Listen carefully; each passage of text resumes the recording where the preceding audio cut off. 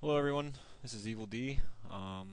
As I said on the forums, I'm going to start making a few videos to try to explain programming in the most common way. In other words, trying to describe it in a way that relates to all programming languages. This can be kind of difficult because there's a lot of difference in programming languages. At the same time, there's a lot of things that are the same.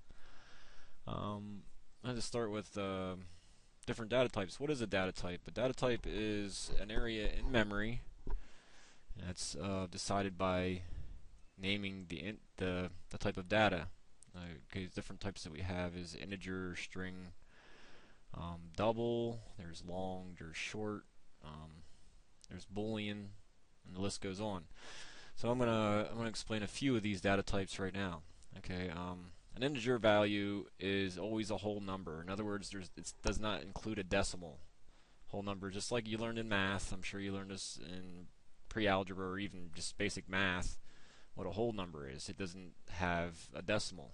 So in other words, it's 32, 52, not 32.5 or it's just a whole number. It's 32 or 52. Okay, and the list, so it's any number from negative this number to negative or positive this number. Okay, so you can use any number within that value, within that range. Okay, and that's basically what an integer data type is for.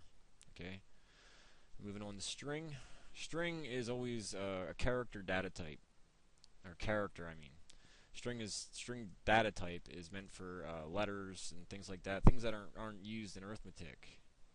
Unlike the integer data type, where you can actually add numbers together, and you can use different variables to do equations in arithmetic. With strings, you cannot do that. They're only meant for output only. So in other words, it's only meant to be seen. It's not meant to be calculated or used in any kind of calculation. An example of this is I'm putting a name into a string.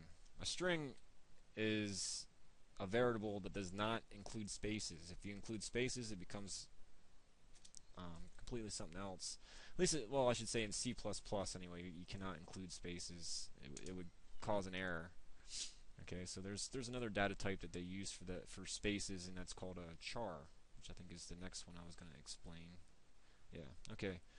Char is usually used in an array unless you're only looking for one letter. Chars would be something like this, so if I had a word that was 5 letters long, I would create an array like this, char, 5 letters. Okay, and 0 actually counts as a letter. It goes from 0 to 5, so really it's 6 letters. Okay, so you got to include that and think about that. So if you had a word that was actually 5 letters long, I would need an array of 4 letters. So I think I have that right. Correct me if I'm wrong. I think I have that right. So an example of if I created up here, I used John as a string example. Okay. All right. Now this would actually be a char.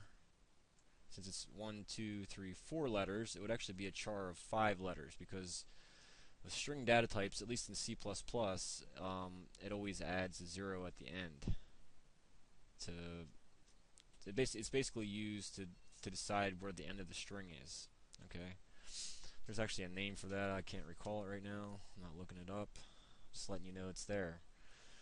Okay. Char doesn't have that letter at the end or that number at the end because it's already in the form of a number. Char can always be any letter can be represented by a number, and that's basically how that works. A would be represented by a number in your computer somehow. Okay, that's the best way I can explain it for now.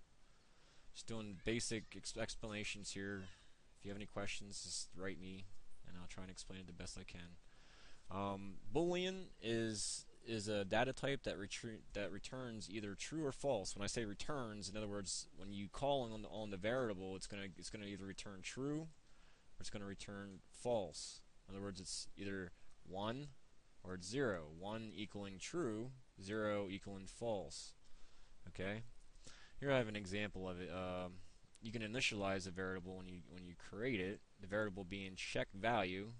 Variables can be anything you want to. I'm going to get more into variables here later.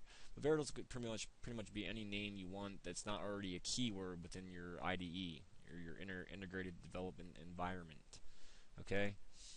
I use the word print, which is actually not a keyword in the language that I'm going to show you. I'm using C++. I know a few other languages. Just figured this would probably be the best since it's used the most in game programming.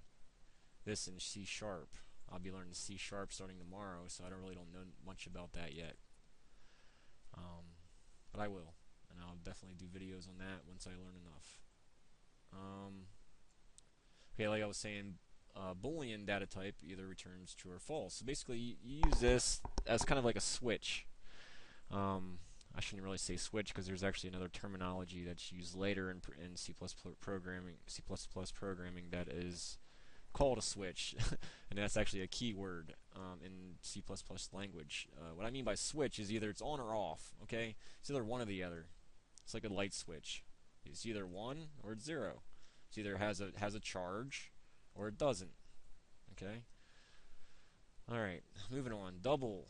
A double data type is used for more precise arithmetic. Okay, so when you're looking for accuracy and you want to be real precise, that's when you use a double. And you want to get, you can get even more precise if you use a float, which I'm not really going to talk about here, but it gives you a more broad decimal type number. Okay. All right. Now, a double is used in like common sense.